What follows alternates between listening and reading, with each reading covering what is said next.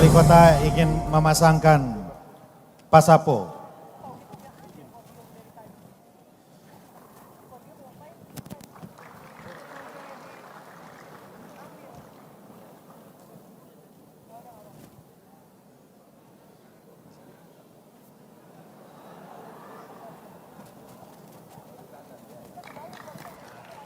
Terima kasih. Pak Gubernur. Udah pas belum? Ya, Sudah sudah pas. Pak Gubernur terima kasih. Sama-sama. Insya Allah nanti siang juga Bapak Prabowo dan Pak Anies hadir. Boleh enggak kami ini agak iseng sedikit Pak Gub. Ya, kita ingin pemilu ke depan ini damai, kondusif dan membahagiakan, setuju? Kita ingin pemilu ke depan kontestasi gagasan, setuju? Pak Gub, satu kata tentang Pak Prabowo. Senior. Senior. Tepuk tangan untuk kita semua, tepuk tangan. Satu kata tentang Pak Anies Baswedan. Teman. Luar biasa, tepuk Terima kasih tangan. Pak Ganjar. Pak Ganjar, ada 3 agenda kami di sini. Yang pertama, kami ingin konsisten mengawal otonomi dengan pernak-perniknya. Yang kedua, kami ingin membawa bangsa ini juga berlari menjemput 2045 dengan mengajak anak-anak muda. Dan yang ketiga, kami tidak mau tahun politik ini pembangunan terhenti. Jadi transisi ini harus berlanjut. Izin, itu saja. Kami persilakan Pak Gubernur menyampaikan gagasannya selama 30 menit cukup? Cukup. Cukup. Ya. Waktu dan tempat kami juga persilakan. nggak apa-apa. Bapak Ganjar Pranowo. Terima kasih Pak Dhani, Mas Bima. Assalamualaikum warahmatullahi wabarakatuh. Selamat pagi, salam sejahtera untuk kita semua. Om Swastiastu, Namo Buddhaya, Rahayu. Kalau saya bicara di depan teman-teman wali kota, agak tidak terlalu banyak yang saya ceritakan. Karena wajah-wajah yang hadir di sini, hampir setiap hari saya ikuti aktivitasnya di kota masing-masing. Dan rasa-rasanya masing-masing punya inovasi yang dahsyat, punya kepemimpinan yang sangat kuat, dan bagaimana kota di Indonesia kemudian berubah dengan begitu cepat. Maka izinkan, saya tidak bermaksud menggurui, hanya sharing session saja sebagai orang yang tidak pernah menjadi wali kota. Tapi sebagai orang yang sama-sama menjabat sebagai kepala daerah. Dan tentu saja catatan saya di tempat Bapak Ibu, ya pasti so-so sajalah. Hanya Kang Bima tadi sampaikan, kita menghadapi tantangan yang tidak enak. Situasi yang tidak nyaman. Karena disrupsi terjadi di dunia, geopolitik berubah, dan kita harus menempatkan diri pada posisi yang tepat. Maka sesuatu yang bisa menjadi data science untuk pengambilan keputusan hari ini menjadi begitu penting. Saya mengapresiasi teman-teman di Apeksi yang tadi acaranya kita lihat di video melibatkan anak muda, mengajak mereka untuk memahami situasi dan bagaimana mereka mau terlibat dan berkontribusi agar tidak apolitis. Karena hampir setiap denyut nadi kehidupan kita sebenarnya politik. Sebenarnya politik. Hanya orang kadang tidak percaya saja bahwa itu terjadi. Bapak Ibu, saya agak kesulitan tema apa yang kemudian Kang Bima berikan kepada saya, Pak Dhani. Lalu saya coba cari bagaimana inovasi desentralisasi otonomi. Saya ambil cerita yang di Jawa Tengah. Di tempat lain saya nggak berani cerita. Karena di luar Jawa Tengah saya lihat jauh lebih hebat. Kami selalu belajar aja dari tempat yang lain. Maka next, kalau kita melihat next, saya mencoba yang ini visi misi sebenarnya jamak karena kita semua waktu mau pilkada suruh buat ini. Maka disitulah lokalitas masuk. Maka disitulah prioritas masuk. Maka disitulah segala pemikiran yang mau kita wujudkan masuk. Pasti ada dong, pasti adalah mimpi dari prioritas yang akan disampaikan, ditawarkan kepada masyarakat. Sehingga segala kompleksitasnya pasti akan tetap ada. Tapi waktu saya mau running pertama menjadi gubernur, Bapak Ibu sekalian, saya tanya masyarakat Jawa Tengah, apa problem yang ada di Jawa Tengah menurut Anda hari ini? Apa Bapak Ibu? Yang pertama korupsi. Yang kedua janji politik yang biasanya tidak ditepati. Tidak ditepati itu kalau tidak mencapai target bukan tidak ditepati. Tapi kalau sudah janji kemudian dia tidak eksekusi apalagi dalam perencanaan pembangunan sampai menjadi program, itu bohong. Dua inilah yang kemudian waktu itu kami coba kombinasikan bagaimana pemerintahan bersih yang tidak korupsi. Yang kedua bagaimana kemudian janji politik itu dipenuhi. Maka dalam bahasa Jawa kita sampaikan, mboten korupsi, mboten ngapusi, tidak korupsi, tidak menipu. Karena rakyat biasanya begitu. Nah, dari cerita inilah visi misi kemudian dibikin dan berjalanlah otonomi daerah dengan sangat luar biasa. Jadi Pak Dhani tadi membacakan CV, saya pernah di DPR di Komisi Pertanian, tapi saya juga pernah di Komisi Politik, di Komisi 2, dan kita bicara otonomi daerah. Dengan segala tetek bengeknya, dengan segala perkembangannya, mulai dari Undang-Undang tahun 99, direvisi 2004 dan seterusnya. Lanjut. Maka kalau kita melihat Bapak Ibu, mudah-mudahan kebaca tulisannya, next. Operatornya di mana ya? Ya, next. Next itu lanjut ya. Bapak Ibu, waktu itu saya mencoba memahami beberapa persoalan yang ada di masyarakat. Pak Ganjar kalau saya usul kok nggak bisa masuk. Mari kita cek diri kita sendiri. Kita kepala daerah kalau dikritik marah atau terima. Kita, gubernur, wali kota, kalau mau mendengarkan suara masyarakatnya, mereka kita suruh datang ke tempat kita, atau kita berikan fasilitas agar mereka bisa melaporkan. Dua, ketika mereka melaporkan kelakuan kita punya pilihan.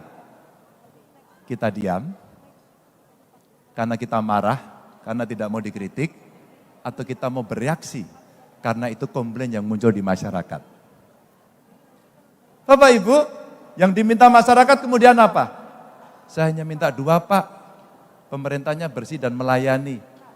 Melayani ternyata mereka pengen diterjemahkan dalam bentuk satu transparansi, yang kedua adalah akuntabilitas.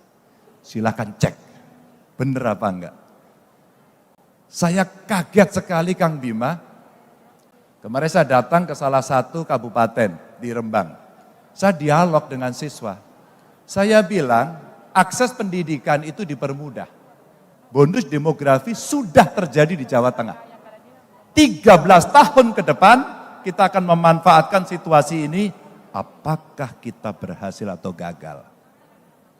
Tiongkok tahun 90 mendapatkan bonus demografi, hari ini dia mendapatkan situasi itu karena investasi di pendidikannya tinggi sekali. Saya mau cerita aja. Tapi dalam dunia pendidikan kita, ada saja perilaku yang katanya itu biasa. Apa? Pungli. Dalam sebuah dialog saya sampaikan, sekolah di mana SMA? Negeri. Bayar enggak sekolahnya? Enggak Pak. Enggak bayar kami Pak. Tapi seragamnya bayar. Oh iya kalau seragam mesti beli. Tapi SPP enggak bayar kah? Enggak. Uang gedung enggak ada Pak. Kamu? Enggak ada Pak. Kamu? Enggak ada Pak. Kamu? Ada Pak. Apa katanya? Uang gedung Pak. Oh jangan ngomong. SMA SMK udah saya bebasin loh. 800 miliar saya berikan agar kalian sekolah enggak usah bayar. Bapak Ibu, bertahun-tahun keputusan ini kita berikan, apakah kemudian kawan-kawan kita melakukan itu? Jawabannya, tidak semua. Dan anak ini bercerita dengan apa adanya. Pak, setiap kenaikan kelas kami dipungut. Loh kan nggak boleh ada pungutan. Ini bukan pungutan Pak, maaf saya koreksi. Infak. Bapak Ibu, penyakit korupsi kita ada di situ. Kita serius apa enggak? Akhirnya dengan perjalanan saya sampaikan, Bapak Ibu tenang saja, saya pastikan duitnya harus kembali. Dan rasa-rasanya kepala sekolahnya akan bermasalah dengan gubernur. Kemudian rekaman itu ada di-upload di IG saya, sama staf saya. Saya tidak menduga sampai dengan kemarin sore 7 juta yang nonton. 7 juta yang nonton dan mereka menumpahkan segala kekesalan dan menyampaikan, Pak di SD ini terjadi, Pak di SMP ini terjadi. Bapak Ibu, publik masyarakat mau itu. Mana kira-kira janji politik kita yang akan kita berikan pada saat kita kampanye kepada mereka? Simpel sekali. Biasanya rata-rata problem itu muncul karena dari kita sendiri. Kolusi kita bangun sendiri, korupsi dikreasi sendiri, dan kita membangun kekuatan imperium kekuasaan itu mendapatkan uang. Maaf dengan segala hormat harus saya sampaikan. Maka ketika transparansi dan akuntabilitas itu ada, satu-satunya yang bisa kita lakukan adalah memberikan informasi yang benar dan terbuka. Itulah masuk Government Resources Management System.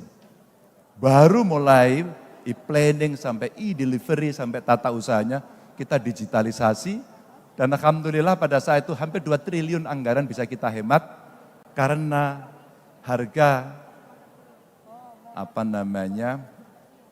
penentuan sendiri kita itu rata-rata punya perbedaan meskipun tidak terlalu tinggi. Sama-sama kertas, dinas A dengan dinas B itu harganya bisa beda. Saya tidak mengerti. 2.000-an kurang lebih nomenklatur yang sama Bapak Ibu. Kapan kita akan membersihkan? Ini sekedar berbagi cerita. Itu problem sistematik yang kemudian muncul mulai dari e-planning sampai delivery. Kemudian kita buatlah sistem itu dan masing-masing kemudian kita dorong apa yang bisa teman-teman lakukan ketika dinas atau sektornya mesti merespon persoalan masyarakat. Alhamdulillah ini menarik sekali. Inilah yang kemudian menjadi inovasi yang berkembang luar biasa dari kawan-kawan ASN yang punya integritas dan komitmen tinggi. Muncullah bank inovasi karena setiap kali komplain publik masuk dalam dashboard saya. Setiap kali respon tidak diberikan, maka dia akan kasih alert ke saya. Maksimum 1 kali 24 jam mesti ada responnya. Kalau tidak, kepala sekolah, kepala dinas, atau siapapun yang bertanggung jawab, pasti punya masalah.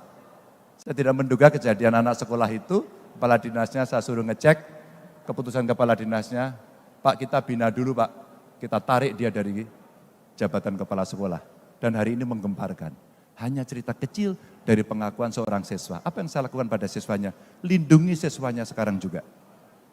Jangan sampai cerita dia kemudian gurunya ngamuk sama muridnya. Itu biasa yang terjadi. Bapak Ibu, ini segar cerita saja. Maka mulai penurunan AKI AKB punya inovasi, mengintip orang hamil, nginceng wong meteng dalam bahasa kami, mengintip orang hamil selalu peduli pada ibu hamil. Pak Presiden menyampaikan stunting harus beres. Buat saya bukan stuntingnya, ditarik dari awal, pranikah, begitu mereka menikah, kemudian dia punya anak, kemudian sampai balita dia selesai. Satu paket pekerjaan yang kemudian mesti kita libatkan lebih banyak orang. Ini inovasi-inovasi yang kemudian muncul. Termasuk tadi, bagaimana perhatian kepada ibu anak, bagaimana lebih banyak mendengarkan apa-apa yang menjadi suara masyarakat, dan kemudian kita berikan aplikasi yang memudahkan mereka. Dan kita menjaga perasaan kita untuk tidak tersinggung. Kalau kemudian masyarakat protes sama kita. Ya seperti saatnya biasanya kalau mau pemilihan-pemilihan orang mendekati dengan senyum yang lebar. Begitu terpilih, kecutnya kadang-kadang terlalu lebar gitu ya. Kurang senyum. Bapak Ibu, dan di sebelah kiri kemudian bagian dari apa-apa yang dikerjakan oleh teman-teman. Next, saya mau agak cepat. Lanjut. Maka kami mencoba bertanya kepada Kemdagri. Pak Menteri Dalam Negeri, tolong dong Pak, kami dikoreksi. Kalau kemudian dengan seluruh indikator ini harus saya kerjakan, kalau ada yang kurang, apa sih Pak yang harus kami lakukan?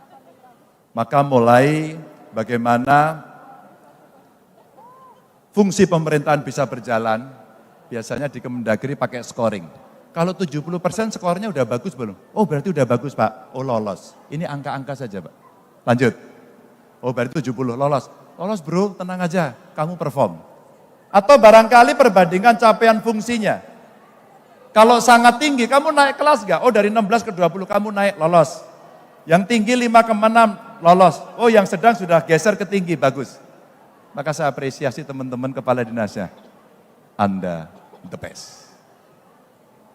Kalimat sederhana itu ternyata membuat mereka oke. Kalau di WA Group biasanya hanya saya kasih jempol merah putih. Makasih Pak Gub, makasih. Berarti saya oke Pak ya? Oke, jalan terus. Tapi kamu mesti inovasi. Lanjut. Lalu ada progres perbaikan kinerja fungsi pemerintahan, lalu kita bandingkan dari tahun ke tahun, tapi yang menilai orang lain. Kalau yang menilai kita narsis. Narsismenya kemudian boleh ditampilkan, tapi Anda akan berhadapan dengan masyarakat. Apa itu? Medsos. Maka saya wajibkan seluruh OPD saya punya medsos dan centang biru. Semua punya medsos dan centang biru.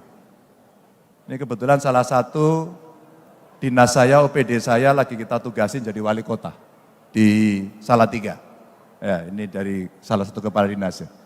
Maka saya pesankan, silakan kemudian pengalaman baiknya diterapkan di situ. Terbuka, transparan, kemudian komplain handlingnya cepat. Maka ukuran angka-angka dari progres ini menunjukkan hari ini capaianmu berapa, tahun berikutnya berapa, kemudian diperbandingkan, kamu sedang dinilai oleh Kemdagri. Cerita suksesnya kelihatan, tapi ada cerita tidak suksesnya. Maka saya sampaikan next, dari angka-angka kemudian ditampilkan, kata Kemdagri, oke, hampir semua kinerja fungsi pemerintahan tidak mengalami perubahan, semua pada top level sesuai dengan target. Berarti kamu beres. Tapi ada kinerja fungsi yang perlu perbaikan, mulailah gambarnya kelihatan yang di sebelah kanan. Mulai kita cerita penanaman modal, oh iya Pak, begitu COVID kemarin kurang, oke. Maka targetmu sekarang mesti kamu tingkatkan, karena sekarang sudah tidak ada yang pakai masker lagi. Apa artinya nggak boleh ada alasan lagi. Investasi kemudian mesti didorong tidak hanya mempermudah izin, tapi menjemput pasar.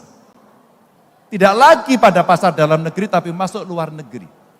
Maka kepala dinas saya, Bapak Ibu, saya kasih nomor telepon para duta besar, dan kita biasakan mereka untuk berkomunikasi langsung dengan para duta besar. Sehingga pasar-pasar tradisional mulai kita tinggalkan. Apa itu pasar tradisional? Biasanya kita ke Amerika, kita ke Eropa, kita ke Tiongkok. Kenapa kita tidak ke Afrika?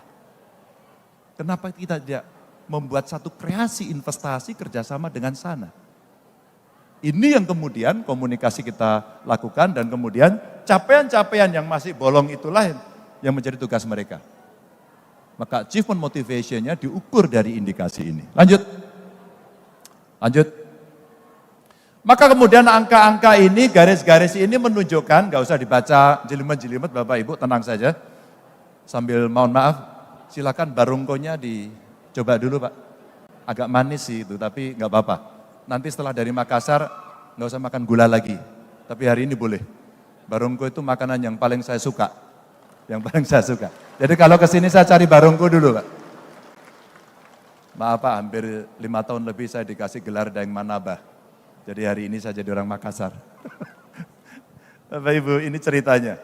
Pertumbuhan ekonomi rata-rata ternyata mengikuti apa yang terjadi wave-nya dari pusat. Tapi kita ngikuti terus. Peran para wali kota, para bupati menurut saya luar biasa. Nah, kalau ada gubernur ngomong, itu kerja saya, bohong. Bohong. Gubernur itu wilayahnya di tengah. Maka kalau saya mengatakan gubernur itu like a bridge. Di bawah ada kawan-kawan bupati wali kota, di atas ada presiden. Maka segala sesuatu yang tidak pernah bisa selesaikan, maka gubernur yang harus menyelesaikan. Sebuah kejadian menimpa Jawa Tengah. Kejadian menjadi viral di mana-mana, karena saya menjadi tertuduh utama. Pembuatan bendungan bener di Purworejo, yang kemudian menjadi terkenal dengan kasus Wadas. Dan itu menjadi stempel hitam. Satu aja saya bilang sama kawan-kawan saya, biasalah menghadapi persoalan, jangan lari dari persoalan. Begitu persoalan itu muncul, sebuah ketakutan, kadesnya tinggi. Bupatinya saya telepon, bro, kenapa ini? Anu Pak Ganjar, itu ada persoalan. Iya, tapi siapa yang harus menghadapi langsung? Ini proyek punya pemerintah pusat. Dari PUPR, Balai Besar. Ini bendungan nanti tertinggi. Ini akan menyelesaikan satu pengendalian banjir, dua suplai air, dan kemudian derivat turunan dari proyek itu. Nilainya gede banget dan sudah belasan tahun tidak pernah bisa berhasil. Dan kita lobbynya sudah setengah mati untuk bisa mendapatkan ini. Kenapa kita tidak bisa bertugas? Tentu ada yang pro, ada yang kontra. Tapi begitu tindakan agak represif muncul, videonya muncul, satu pun tidak ada yang terbiasa mengatakan, siap, saya salah dan saya bertanggung jawab. Tidak ada Bapak Ibu. Ketika itu tidak ada, maka saya sampaikan, saya datang ke lokasi, saya sampaikan, satu, saya penanggung jawabnya. Dua, ini saya bereskan. Tiga, yang ditahan saya minta keluar. Empat, saya akan mendatangi orangnya. Hari ini saya masih dibully. Tapi seluruh informasi tidak terbagi dengan baik. Maka saya sampaikan kepada mereka, Mas Ganjar gimana kasus Wadas? Ketua kelompok penolaknya sudah menerima dan mendapatkan ganti untung 11 miliar. 11 miliar. Saya komunikasi sama Pak Presiden, Pak Jokowi, udah Pak Gub, silahkan diteruskan, izin Pak. Skim ganti ruginya ini bagus banget Pak. Itu akan memudahkan kami untuk berbicara dengan mereka. Dan sekarang 100% semua sudah diukur lahannya. 100%. Bapak Ibu, sebenarnya cerita-cerita dalam konteks pemulihan ekonomi ini mesti dilakukan. Saya konsultasi, ngobrol sama Pak Presiden cukup lama dan berkali-kali. Saya mendapatkan briefing pada tanggal 21 April itu kira-kira 50 menit. Karena menjelang hari Lebaran esok paginya, saya terbang dari Jakarta ke sana menemani beliau sendirian. Selama 50 menit itulah Pak Presiden menyampaikan kepada saya bagaimana situasi global tidak baik, bagaimana infrastruktur mesti cepat dikerjakan, dan bagaimana peran kepala daerah harus melakukan itu dengan cepat. Saya merasakan, iya, ini tanggung jawab kita ya. Maka kalau kemudian kita mau mengejar grafik ekonomi ini, rasanya kawan-kawan kepala daerah, wali kota hari ini bertemu, udah betul.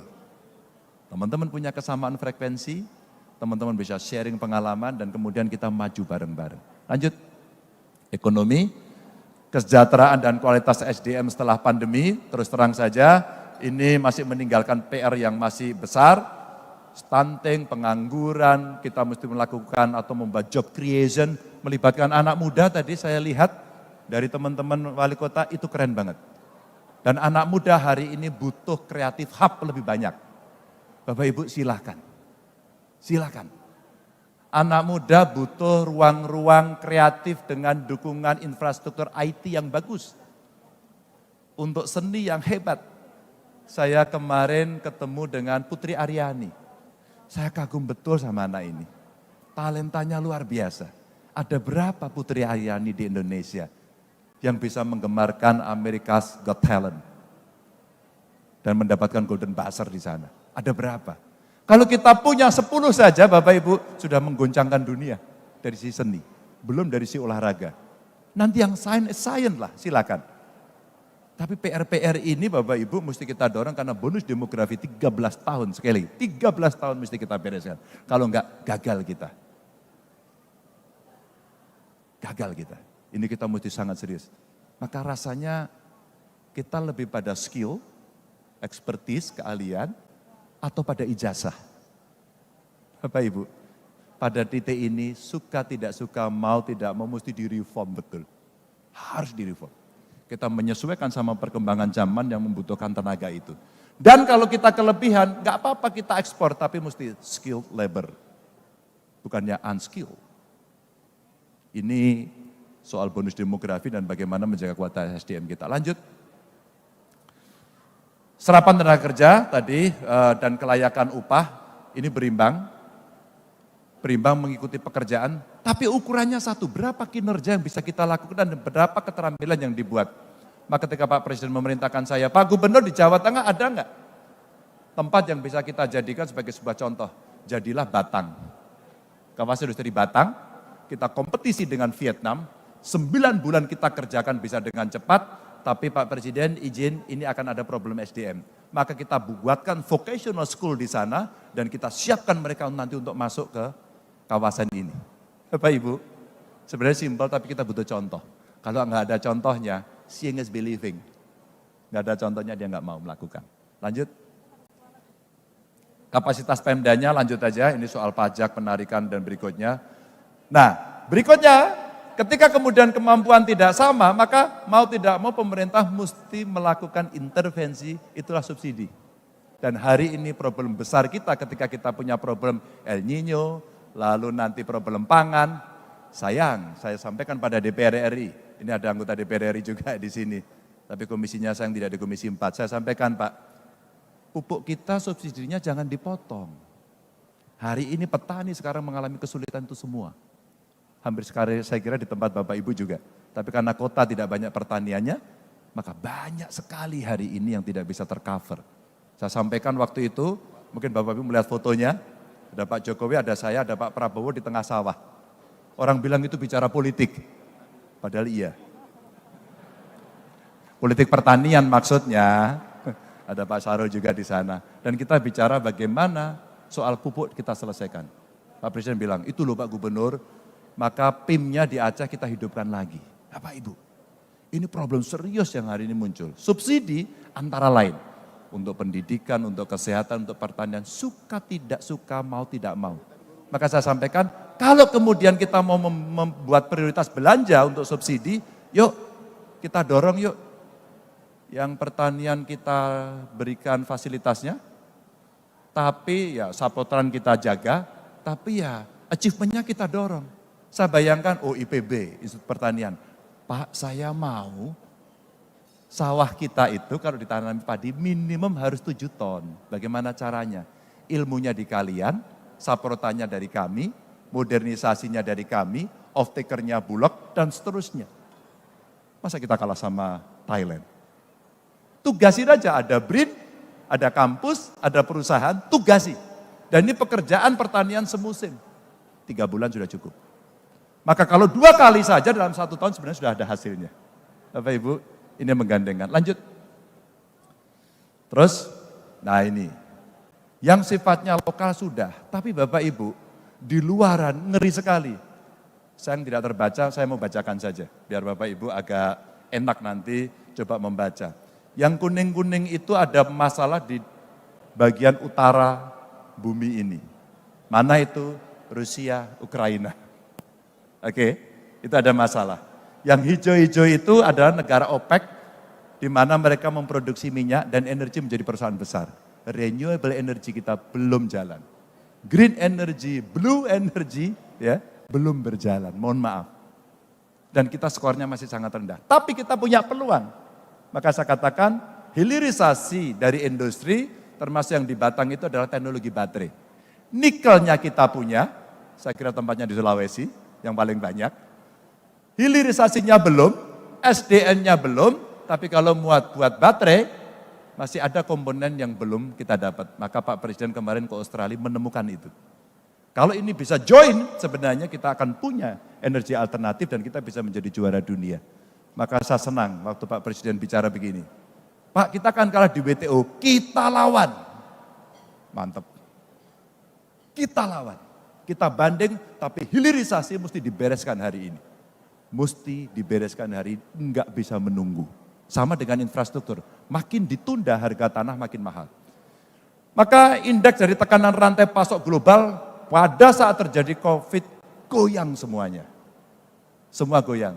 Saya punya petani porang, sekarang nggak bisa ekspor. Terus kemudian sarang burung walet, hari ini terhenti. Ya masih ada, tapi belum bisa semua. Furniture kita baru mulai menggeliat, Bapak Ibu. Maka market baru mesti kita ciptakan. Itulah yang saya bilang, tidak lagi masuk pada pasar tradisional, tapi menciptakan tempat-tempat yang baru. Lanjut, ini disrupsi rantai global. Dan ketidakpastiannya masih kelihatan, maka kalau kita lihat dari indeks mulai dulu tahun 90-an ada perang Teluk, kemudian resesi di Amerika Serikat setelah 9 September, terus kemudian ada perang Irak dan kemudian pandemi SARS waktu itu, SARS dulu ya. Lalu ada krisis financial global, terus kemudian ada polemik fiskal di Amerika dan krisis utang pada saat itu di Eropa. Ini grafiknya nggak karu-karuan.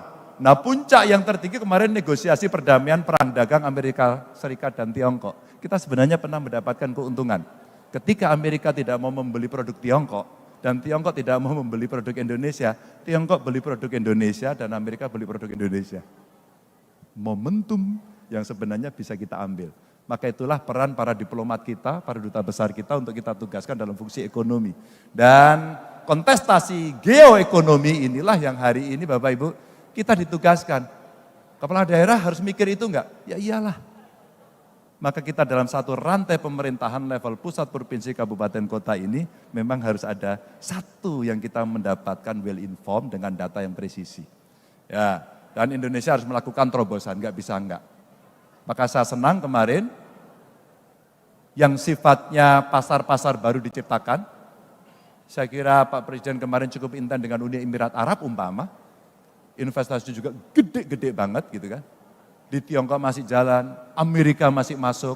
Dan kebetulan beberapa bulan terakhir saya ketemu dengan para tamu-tamu asing itu dan mereka menyampaikan luar biasa. Terakhir Korea. Ibu-ibu penggemar drakor angkat tangan. Oke. Bapak-bapak, ibu-ibu penggemar K-pop angkat tangan. Penggemar Blackpink ada? Penggemar BTS? Ada para ARMY di sini? Blackpinknya udah ada nih.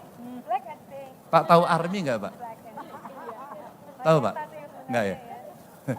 Cucunya tahu Pak pasti. Sampai kemudian kami punya kerjasama dengan pemerintah Provinsi Chungcheong Bungdo kemarin, dari Chungcheong Bungdo datang dan mereka lagi menyampaikan kami sedang membuat sekolah musik K-pop dan membuka seluruh dunia. Luar biasa. Dan setelah itu keponakan saya, ya, cucu-cucu kakak saya, semua sekarang pinter makan dan bisa menikmati rasanya kimchi yang sangat asem itu. Hanya karena lagu K-pop. Hanya karena dia nonton drakor. Bahkan sekarang gadis-gadis remaja atau remaja putri skincare-nya maunya dari Korea Selatan. Bapak-bapak juga pakai skincare? Pakai ya Pak? Oh pakai, Bapak glowing kok. Next. Udah 30 menit ya? Oke saya mau berhenti. Dan risiko global ini menjadi kerawanan Indonesia dan kemudian ada tren kenaikan suku bunga. Ya, ini terjadi di beberapa negara, ada di Amerika Serikat dan krisis yang ada di Eropa. Hari ini Perancis Bapak Ibu lagi bergolak, dibakar-bakar di sana. NATO sekarang lagi sibuk karena ada perang Ukraina, semua membantu di sana, ada harga diri. Sementara Putin masih kuat. Jadi dunia sedang bergolak. Amerika perang dagangnya sama Tiongkok belum berhenti sampai ini. Maka Indonesia mau apa? Satu, kita punya pasar dalam negeri. Dua, kita bisa memproduksi, meskipun belum banyak dan kualitasnya belum bagus. Maka ini kesempatan sebenarnya yang bisa kita ambil untuk kita bisa memenuhi kebutuhan itu. Potential market kita ada di dalam negeri. Dengan melihat dunia yang berubah, ada ancaman perang cyber 2023, kita mesti hati-hati. Ada instabilitas politik menjelang transisi kekuasaan di beberapa negara. Ada juga peningkatan aktivitas senjata nuklir. Bahkan dalam konteks geopolitik ini menarik. Di selatan ada AUKUS, Amerika, UK, dan Australia. Di utara ada Quad. Kalau tidak salah ada Jepang di sana, ada Amerika, ada India. Di timur ada bilateral, kerjasama pertahanan antara PNG dengan US. Di Timur Leste ada Tiongkok di sana. Dan Indonesia ada berada di tengahnya. Geopolitik dunia. Dan kemudian di AUKUS, di selatan, ada kerjasama pertahanan yang akan membuat kapal bertenaga nuklir. Bagaimana persiapan Indonesia? Bapak Ibu, ini dunia yang kemudian kalau terpantik, kita akan mengalami situasi yang tidak baik. Kita mesti siap pada soal itu.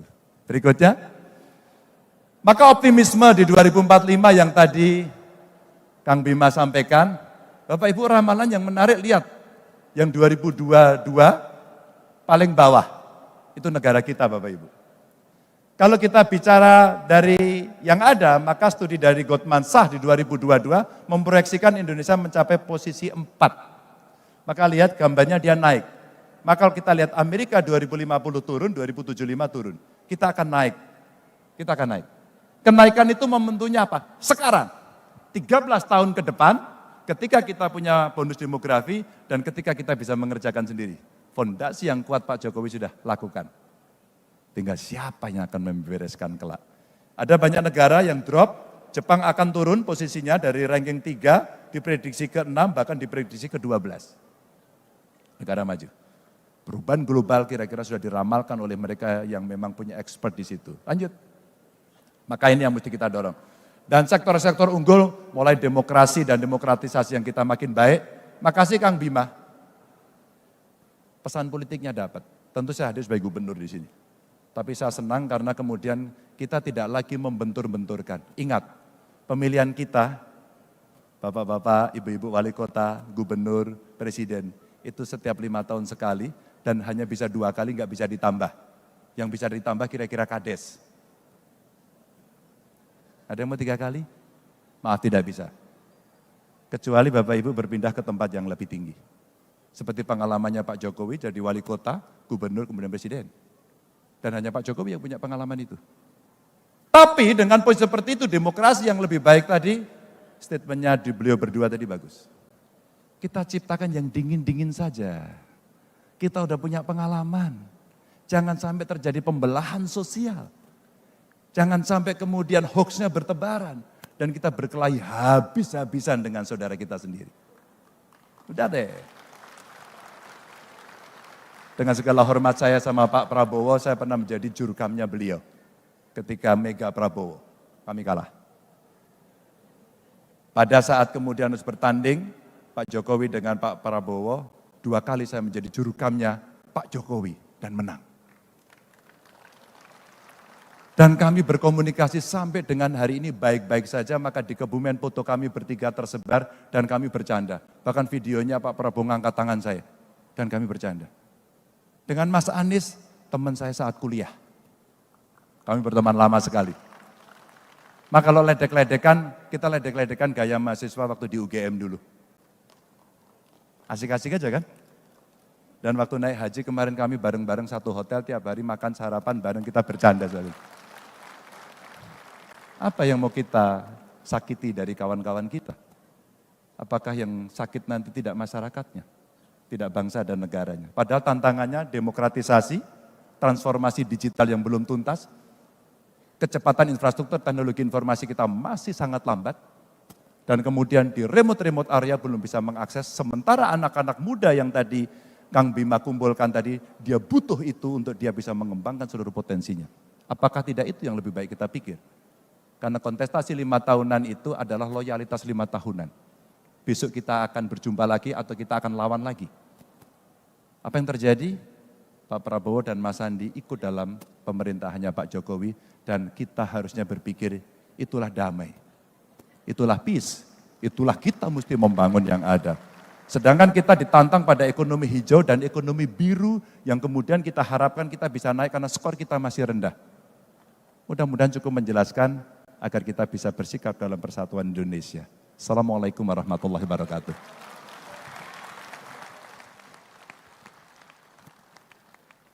Udah boleh turun, Pak? Pak Ganjar. Udah boleh turun, Pak? Belum, Oh, belum. Tugasnya belum selesai, Pak. Ya, ini baru kali ini wali kota Argonya gubernur. sudah di-set sampai jam 12, Pak. Oh, Ya. ya lumayan Jadi sadis ini, Bapak ya. Ibu, kami yakin pasti akan banyak yang ingin bertanya, tapi karena waktu yang terbatas, kami sudah mengatur, izin Pak Gubernur, Silakan. kami memberikan kesempatan kepada Komisariat Wilayah, Oke. ya untuk setiap sesi ada 2, jadi kami sudah sepakati, kami mengundang Komisariat 3 dan 5 untuk menyampaikan pertanyaannya. Komisariat 3, Wali Kota Pekalongan, ya kami persilakan.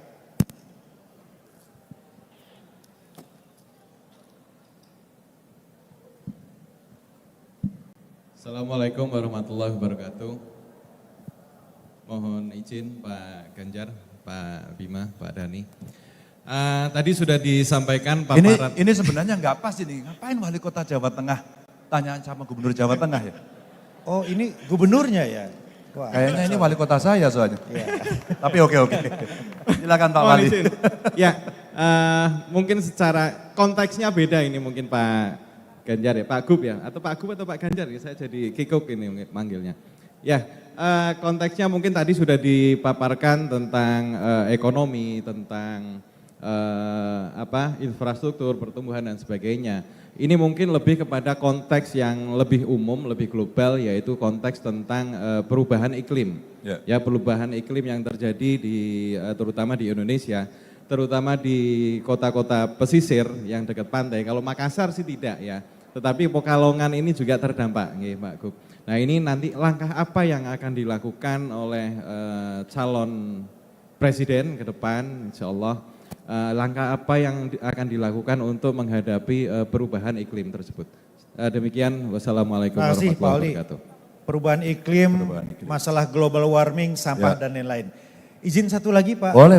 Ya, Boleh. kami persilahkan Komwil 5. Sambil menunggu pertanyaan, ini bisa Wali di Zoom Kota nggak ya? Pontianak. Bisa di Zoom nggak ya paparan saya? Tadi sudah disepakati Komwil 5. Khusus yang ekonomi hijau dan ekonomi biru bisa Mohon maaf, ditampilkan. Banjarmasin ya. Banjarmasin. Pak Banjarmasin. Ibnu Sina. Banjarmasin atau Ganjarmasin, Pak? Ganjarmasin. Kadang-kadang ada yang salah antara Pranowo dengan Prabowo. Hanya beda huruf. Ya izin, Pak. Assalamualaikum warahmatullahi wabarakatuh. Pak Gubernur, kami dari Pulau Kalimantan itu Komwil 5, ya, ada 9 wali, ada wali Songo di Pulau Kalimantan. Tadi menyepakati terkait dengan pertanyaan ini Pak Gubernur. Pulau Kalimantan ini kan penduduknya hampir 20 juta. Enggak ada apa-apanya lah dengan Jawa Tengah gitu ya. Karena hampir separuh Jawa Tengah mungkin. Ya, Ada lah Pak, masa nggak ada apa-apanya. Di sana hebat-hebat semua Pak. Baik, tetapi sumber daya alamnya sangat luar biasa. Nah oleh karena itu, bagaimana mengelola Pulau Kalimantan untuk kedepannya dengan sumber daya alam yang melimpah, tetapi tetap tidak menimbulkan kesenjangan antara pusat dengan daerah. Selama ini kan 80-20. Nah kami minta ya 50-50 lah, jangan pembagiannya 20-80, gitu aja mungkin. Nitip itu aja Pak Ganjar, terima kasih banyak. Terima kasih. Cukup, Pak Dhani. Udah, Kang. Saya mau dari Wali Kota Pekalongan dulu, kenapa saya minta di Zoom. Ini tadi saya jelaskan terakhir dari ekonomi hijau. Ini ada kaitannya dengan global climate change. Kalau boleh sedikit saya bacakan, sebenarnya posisi Indonesia pada Green Future Index kita, itu urutannya ke-70 dari 76 negara. Lumayan ya, maksudnya tidak terakhir. 70 dari 76 negara, ini maksudnya. Ini saya ceritakan. Dan ini nilainya kira-kira 3,68 dan Indonesia ini terpaut cukup jauh dari rata GFI dari global yang sebesar 4,82. Dan ini Indonesia Bapak Ibu, ini nilainya di bawah rata dunia, maka PR-nya besar. Apa yang dialami oleh teman-teman di sekitar Pantura Jawa, mulai dari paling barat sampai dengan paling timur, adanya land subsidence. Saya terima kasih pada para wali kota yang berani untuk mengambil keputusan hebat. Hentikan pengambilan air tanah. Kita mesti bisa melakukan penegakan hukum dengan sekali lagi berani. Kejadian di Semarang saya harus bertengkar dengan sangat keras baik oleh pemerintah pusat maupun yang ada di bawah. Untuk apa? Jangan izinkan. Saya berkali-kali, jangan izinkan. Maka seringkali tata ruang musuhnya adalah tata uang. Alasan investasi atau disuap. Maaf ini saya bicara terbuka. Maka pada saat itu ketika kita tidak menata wilayah ruang dengan sangat baik, maka land subsidence akan terjadi. Global climate change yang kemudian muncul, kalau kita tidak berkontribusi tidak bisa. Posisi Indonesia yang terakhir kemarin menjadi presidensi ASEAN, mestinya dalam konteks kawasan kita bisa menyuarakan carbon trade. Carbon trading ini sebenarnya yang kita bisa jadikan sehingga Barat akan menghormati kita dan kemudian tidak hanya menunjuk bahwa kita selalu salah. Tidak. Bapak Ibu, dengan angka-angka ini maka ya dari semua dimensi yang ada, maka dua nilai paling rendah dari urutan yang ada, maka kebijakan iklim yang sebesar 2,67 dan transisi energi 3,1 yang masih rendah ini, hari inilah yang kita dorong. Maka kenapa tadi saya contohkan wadas. Itu tidak hanya untuk pengairan dan pengendalian banjir, tapi sebenarnya untuk energi. Ini contoh aja. Daripada kita batu bara kita banyak ya, dan banyak orang kaya karena batu bara. Tapi kalau itu tidak kita geser segera, maka kita akan mengalami kerusakan yang lebih parah. Emisi gas buangnya pasti akan bahaya. Bapak Ibu, ini yang terjadi. Ya. Maka kemudian peningkatan tersebut yang relatif sangat lambat, mesti dengan kebijakan. Agar kemudian global climate change-nya ini betul-betul ada dua. Satu negosiasi internasional, dua kebijakan dalam negeri. Maka beberapa pengalaman area mengalami land subsidence, saya sampaikan, mari kita sosialisasi, mari kita berembuk dengan masyarakat, kita ajak dialog yang cukup intens dan tidak sebentar, karena butuh waktu yang lama, untuk kemudian bisa menjelaskan. Pengalaman saya menangani wadas itu ternyata hanya butuh menjelaskan, karena literasi kita sangat rendah pada banyak hal. Ternyata dengan intensitas seperti itu saya kirim orang untuk live in di situ, berhasil. Maka dengan global climate change pun sama. Bapak Ibu ditata ruangnya ya, saya lagi menegosiasi nih. Untuk kemudian memindahkan orang-orang yang sudah terlanjur tenggelam di situ. Pilihannya dua, kamu pindah atau kamu beradaptasi dengan kondisi baru, kamu sekarang menjadi manusia terapung. Ada dua pilihan. Ini kaitannya dengan global climate change. Saya sudah ketemu Pak Mark Rutte, Perdana Menteri Belanda, datang ke Semarang, saya suruh melihat. Dan sekarang dengan Delft University lagi kita kembangkan termasuk yang ada di Pekalongan. Maka rasa-rasanya mulai dari ekonomi biru dan hijau, yang biru boleh naikin nggak? Operator? Halo? Oke. Dinaikin nggak yang biru? Nah, yang ekonomi biru. Maka kalau kemudian yang biru ini bisa kita sampaikan kepada Bapak Ibu sekalian, yang di kanan bawah itu indeks-indeksnya kelihatan. Ya, indeks-indeksnya kelihatan.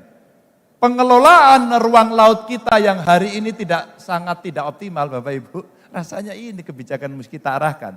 Katanya nenek moyang kita pelaut, tapi laut kita tidak dikelola dengan baik dan di wilayah 5 wilayah penangkapan ikan kita belum optimal. Kenapa kapal besar, kenapa penangkap ikan, kenapa pengolahan ikan tidak kita optimalkan, baru tangkap saja. Belum budidaya, belum aquaculture. Saya pernah melakukan hitung-hitungan soal ini dan ini potensi ekonomi yang sangat tinggi dan kemudian kalau ini sustain dalam pengelolaannya, rasa-rasanya kita menjadi juara dunia dan lumbung pangan paling hebat. Paling hebat. Ya, maka dengan otonomi daerah kita dorong agar ada asymmetrical decentralization. Jangan sama semua, jangan sama semua. Karena memang ada daya yang berbeda dengan sumber daya yang berbeda.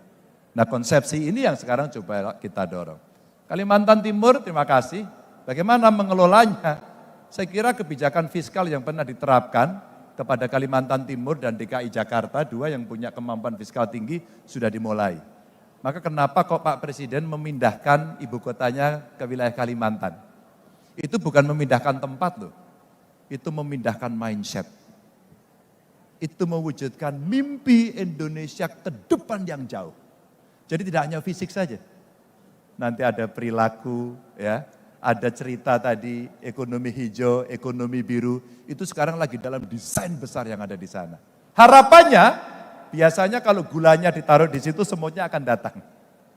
Maka kemudian apa yang diusulkan tadi, bagaimana kemudian Kalimantan dikelola? Pak, saatnya kemudian kita berbicara. Saya pernah bertanya, kita kaya enggak? Kaya.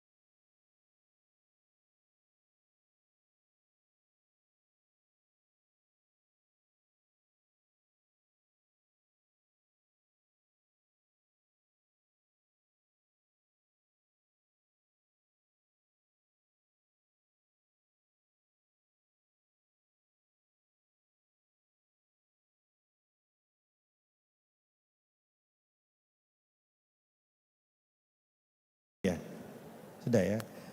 Baik, terima kasih Pak Gubernur waktunya, dan Pak Gubernur izin kami ingin menyerahkan gagasan dari kota-kota di seluruh Indonesia. Ini kami kirimkan ke Bapak Presiden dan Menteri-Menteri terkait, tapi kami kirimkan juga kepada calon pemimpin negeri, termasuk Pak Ganjar.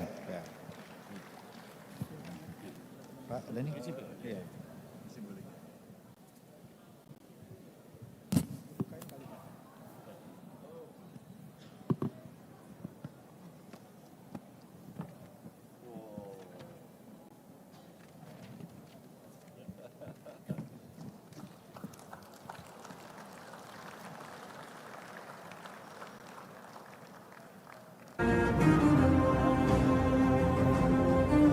Telah diberikan Sri Apeksi yang saat ini sudah langsung dipegang oleh Gubernur Jawa Tengah. Dan tentu saja tidak selesai sampai di sini saja, karena kami telah menyiapkan plakat yang akan diberikan oleh Ketua Dewan Pengurus Apeksi kepada Gubernur Jawa Tengah. Kita berikan plakat terlebih dahulu. Ada 2 plakat di sini, tidak hanya diberikan oleh Ketua Dewan Pengurus Apeksi, tapi juga harus diberikan oleh Wali Kota Makassar. Setelah itu mohon berkenan kepada seluruh wali kota se-Indonesia, anggota Apeksi, untuk bersiap naik ke atas panggung, kita akan berfoto bersama. Telah diberikan saat ini adalah plakatnya dari Ketua Dewan Pengurus Apeksi dan juga Wali Kota Makassar. Kita berikan tepuk tangan yang paling meriah. Dan selanjutnya kami persilahkan, kami mengundang dengan hormat kepada seluruh wali kota